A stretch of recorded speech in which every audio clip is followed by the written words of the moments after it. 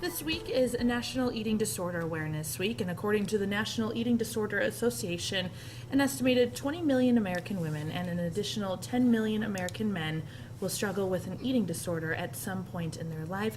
Joining us now to talk more about eating disorders is Monica Keys, a nurse practitioner with IU Health. Monica, thank you so much for joining us this morning. It's my pleasure. Let's start off by talking about the different types of eating disorders, both men and women experience. So the least common eating disorder is really the first one we all think about, and that would be anorexia nervosa. And certainly there's bulimia, nighttime eating disorder, and binge eating.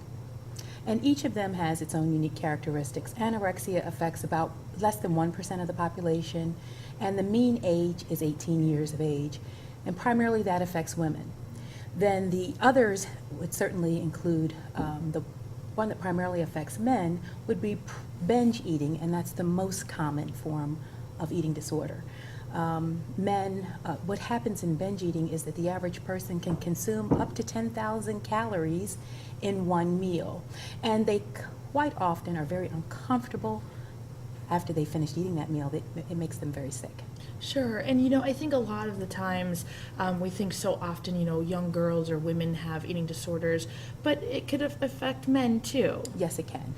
And talk a little bit about, how to identify if you or someone, one of your loved ones is experiencing an eating disorder. Quite often, there are characteristics to look for. And in the case of anorexia, for example, they have an altered body image, find it very difficult to maintain an average weight, which would be, in terms of BMI, 18.1 BMI, and they have a difficult time doing that. They often are very, very thin and look gaunt to you. They may not look well to you. And so that's one way to identify that particular disorder. The others are, in terms of night eating or binge eating, you might note that they are gaining weight. 30 to 50% are overweight, 30% are in weight treatment programs. So there is a bit of an obsession with food. And talk a little bit about treatments available for those experiencing an eating disorder. The treatments would include certainly seeing your primary care provider. And so our primary care providers at IU Health, our net systems, can certainly screen you for that. And they'd ask you a series of questions.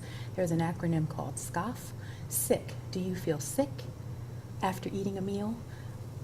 Do you feel a loss of control after eating a meal? Have you gained up to 1 stone or 14 pounds over the past 3 months?